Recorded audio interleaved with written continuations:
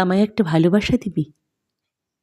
রং ফানুষের মতো নয়, রামধনুর 7টা রং যেখানে মিলেমিশে একাকার হয়, যেখানে পৃথিবীর সাথে দিগন্তের মিলন হয়, যেখানে প্রজাপতির পাখা পরাগ রেণু মাখে, যখন শিউলি শিশির মেখে নিষিক্ত হয়, ভোরের শুকতারা যখন সূর্য ওঠার অপেক্ষা করে থাকে।